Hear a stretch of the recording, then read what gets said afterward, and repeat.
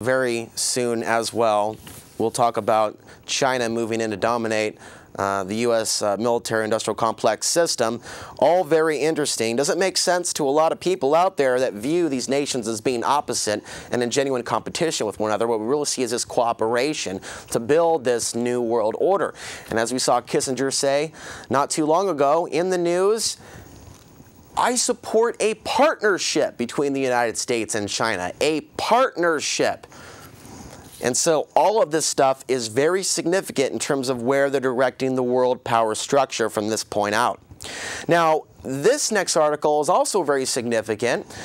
China makes fake rice from plastic. This is according to a new report. Allegedly, some Chinese companies produce fake rice by mixing in plastic. This fake rice is then massively sold on the Chinese market.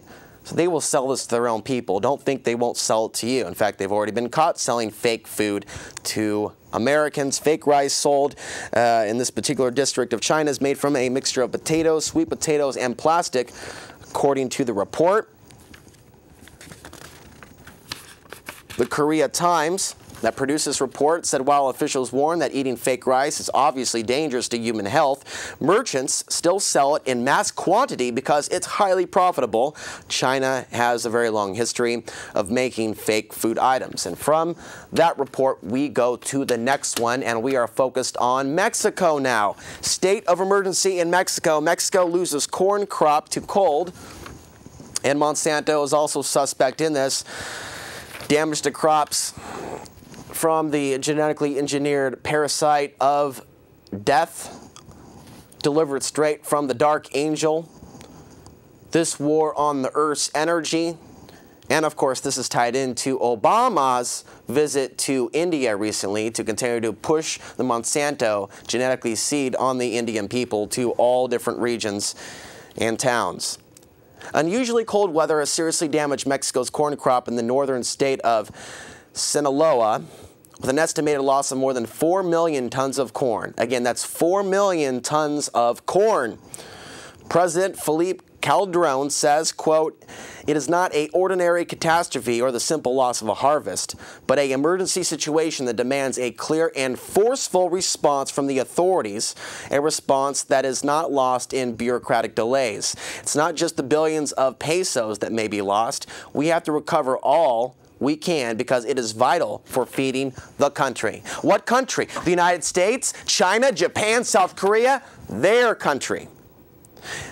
What did we see last year? Around the same time as solar flares. Remember that special? For those of you that are long-term specials, long-term viewers, the solar flares and the fires that took place in Russia, the flooding that took place in Pakistan, and the other crazy weather that was taking place in China. We are seeing also extreme weather in China, North Korea, Russia, and that's affecting their crops. But what does that mean for us in America as our dollar goes this way and their currencies go this way? What does that mean for cost of living, the cost of living for the average Oregonian in the future? Now, it may seem nice and good and fluffy and pretty and flowery to do business with the Chinese because, well, you know what? There's certainly a whole lot of farmers out there in Oregon that could use some business and could get paid a little bit more for the crops so they can stay in business and keep their farms. So we have to be balanced here and look at this from all angles. I understand that. But what are the long-term consequences of doing business with the Communist Chinese? We're going to experience the consequences of those in the future. So keep watching this show for further updates on this strange relationship, strange bedfellows that our governor, our government, locally and nationally, internationally, is making with the Communist Chinese Party, a synthetic designer state that did not get to where it is today, accidentally, just out of the blue. It's not a big bang and boom, there's China, a super state. This was all by design, planned a very, very long time ago. You know Mao Zedong, who was put in there by the CIA, and the CIA was constantly involved in that Cultural Revolution, at one point funding Chiang Kai-shek, and at another point funding Mao Zedong. When things went sour with Chiang Kai-shek, he became a junkie at one point. They couldn't work with him anymore, and he became overly corrupt. And this is what they do. Then they start moving their money over this way. Why do you think way back in 1967, Mao Zedong started building underground shelters to house millions of Chinese people? They're not planning on letting those people die. They have a purpose for them in the future. Think beyond the box of just China and Chinese and manufacturing jobs. Their occupations are going to shift dramatically from manufacturing into military, increasingly so over the course of the next year. And many of the articles that we've shown you over the course of the last couple of years have documented such claims. And so we have, you can go back to that report, Bill. Produce prices skyrocket with freeze in Mexico and the Southwest. Get ready to pay double or even triple the price for fresh produce in the coming weeks after the worst freeze in 60 years damaged and wiped out entire crops in northern Mexico and the southwestern United States. The problem started less than a week ago when our nation was focused on the Super Bowl. Bill, who was playing the Super Bowl anyway? It was the Packers versus the Patriots? The Steelers? Yeah, there's some real stealing going on in our economy right now. Who won? Was it the Steelers? The Packers. Well, Packers, those that prepare, those that foresee the challenges ahead, they usually end up winning out in the end. That's why this is certainly the year of preppers and making preparations for these things going on. It's a little bit of irony that the Packers won against the Steelers, but without getting into that, and the Super Bowl madness. In fact, there's an article documenting all the very vile commercials taking place during the Super Bowl. You know, women getting slapped, thrown on the street, you know, that type of thing. It's just all over TV. We got some beautiful pictures of Lady Gaga. Maybe we'll share with you later. Just a wonderful woman, a wonderful, wonderful role model for young girls all over the planet. Lady Gaga, the mannequin sex slave, the robot that likes to have the collar around the neck. Okay, I'm going too far. But TV is vile. They've got people looking at the Super Bowl. Here she is in a friggin' meat dress. She's wearing a dress. I mean, what is this? The rings of Saturn around her head. Oh my God! And how many times do we see the image of the all-seeing eye? The all-seeing eye. Well, here we go. And so she's being asked a question about poker face. Poke my face, poke my face. She's being asked about what poker face is about, and she gets nervous and starts shifting, changes the topic, and puts that thing, her hand over her eye. Okay, so while people are dancing to Lady Gaga going, beat me up, treat me like your whore, and men are going, yeah, we're winning a war, we're winning something, while they're chained to debt. While all that's taking place, and more, oh, much, much more, we've got these things taking place now on our planet.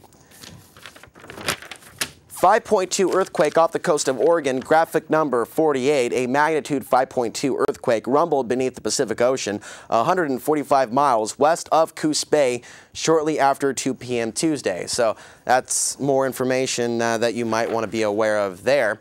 Let's go ahead and take some phone calls, 503-288-4442. And for those that are watching, again, this show is aired live on Sunday nights on Comcast 23, but you have to be in Portland proper to catch the live show on Channel 23. The rerun is still on Thursdays at 7 p.m. on Comcast Channel 11, which envelopes the whole Portland metropolitan area for those that are Comcast subscribers. And I'm still getting questions every single week, Alex, why don't you do the show anymore? And I encourage all of you to let people know that think I went away, and I have no clue why Alex Ansary would walk away from a show like this, but please refer them to the YouTube channel, youtube.com/Alex Ansary.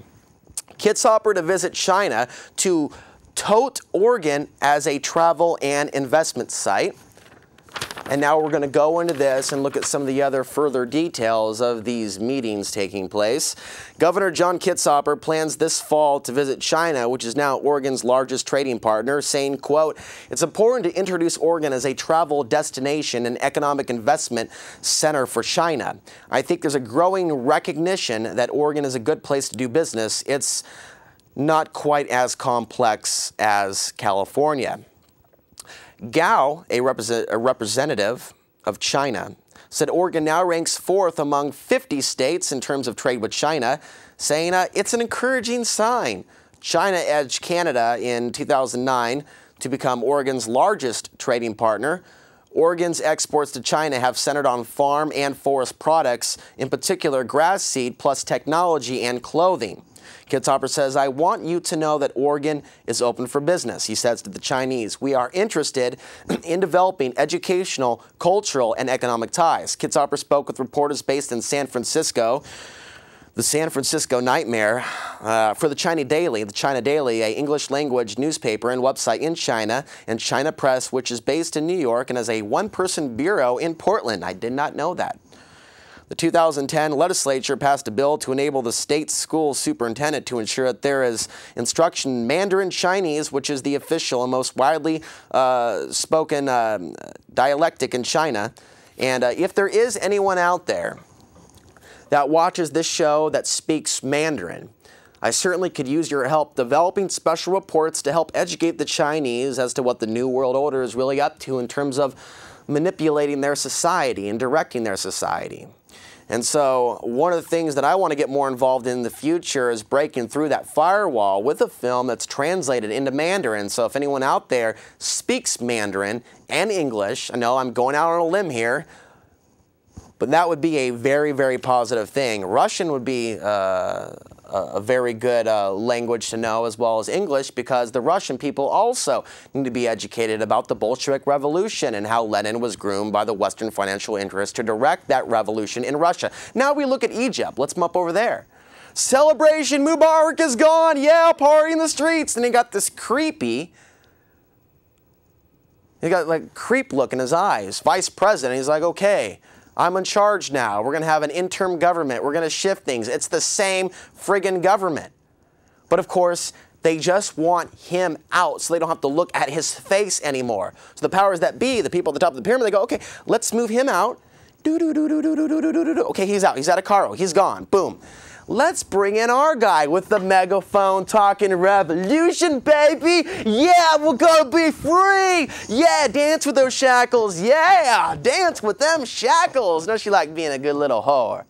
And so this is what we're seeing with the Egyptian people. And then look at the Fox News propagandists, all this stuff, the Islamic Revolution, the New World Order, the Islamic New World Order is going to march on the world. And I kept saying, watch what Glenn Beck's doing. He's talking about, first, he's trying to get people to listen that are concerned about the country and its future. And he's talking about, get your food storage on. Get prepared.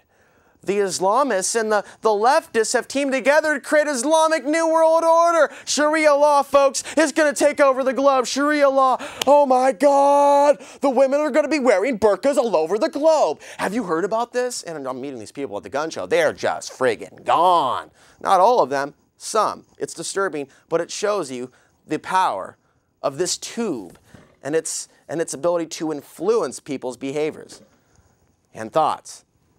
This is why me being on Access TV is a very important thing, because I understand I'm talking to people that are at different levels of brainwashing, that are channel surfing, and they probably hear, oh, it's another perspective. Damn straight, it's another perspective. And more alternative perspectives need to be heard. And there are many avenues for people in Portland, Oregon to make their voice heard. But of course, if you spend too much time thinking about the problem and saying negative affirmations like, this is killing me, or they have this control, or I have no power, they win. They win, bar none, and they laugh. They sit there in their ivory towers, and they sit there laughing hysterically at the peasants that feel so powerless. Oh, to change our reality. Oh, we're just We're not.